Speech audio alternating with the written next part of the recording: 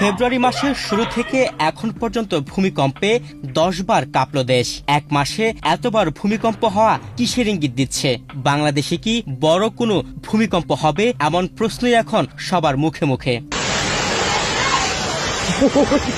ঢাকায় যদি 7 মাত্রার ভূমিকম্প হয়, সেটির স্থায়িত্ব 30 থেকে 40 সেকেন্ড হলে 72,000 ভবন ধসে যেতে পারে বলে মনে করেন বিশেষজ্ঞরা। ঢাকা শহরের ক্ষেত্রে আমরা যে একটা গবেষণায় পেয়েছি, ইউএনডিপির গবেষণায় যেটি এসেছে যে ঢাকা শহরে যদি 7 থেকে 7.5 মাত্রার ভূমিকম্প 30 থেকে 40 সেকেন্ডের স্থায়িত্ব পায়, তো সেক্ষেত্রে ঢাকা শহরের প্রায় 72,000 ভবন ধসে পড়বে।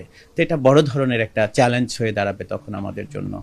বিশেষজ্ঞদের মতে বাংলাদেশ ভারতীয় ও ইউরেশীয় টেকটনিক প্লেটের সংযোগস্থলে অবস্থিত, ফলে এখানে ভূমিকম্পের ঝুঁকি ঐতিহাসিকভাবেই বেশি। সাম্প্রতিক এই উচ্চহার ভবিষ্যতের জন্য সতর্ক সংকেত কিনা তা নিয়ে নজর রাখছে সংশ্লিষ্টরা।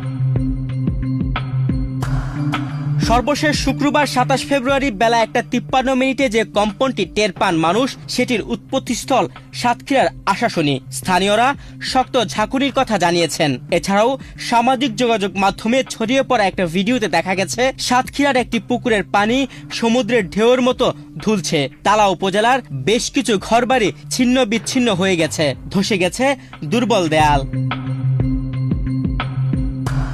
ঢাকা ছাড়াও দক্ষিণ পশ্চিমাঞ্চলের বিভিন্ন জেলা এবং পার্শ্ববর্তী দেশ ভারতের কিছু এলাকাতেও কম্পন অনুভূত হয়েছে। তাৎক্ষণিকভাবে বড় ধরনের ক্ষয়ক্ষতি বা হতাহতের খবর পাওয়া যায়নি, তবে উদ্বেগ বাড়াচ্ছে চলতি মাসের পরিসংখ্যান। ফেব্রুয়ারির শুরু থেকে 27 তারিখ পর্যন্ত দেশে মোট 10 বার ভূকম্পন রেকর্ড হয়েছে।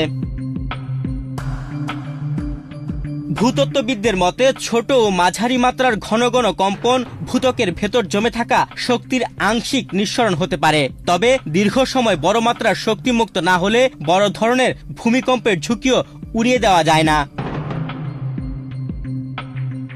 মাসের শুরু 1 ফেব্রুয়ারি সিলেটে 3 মাত্রার মৃদু ভূমিকম্প দিয়ে। 3 ফেব্রুয়ারি একই দিনে একাধিক কেঁপে ওঠে দেশ। সেদিন সাতক্ষীরার কলরোয়ায় 4.1 মাত্রার কম্পন রেকর্ড করা হয়। একই সময়ে মিয়ানমারে 5.9 ও 5.2 মাত্রার দুটি শক্তিশালী ভূমিকম্প আঘাত হানে, যার প্রভাব বাংলাদেশেও অনুভূত হয়।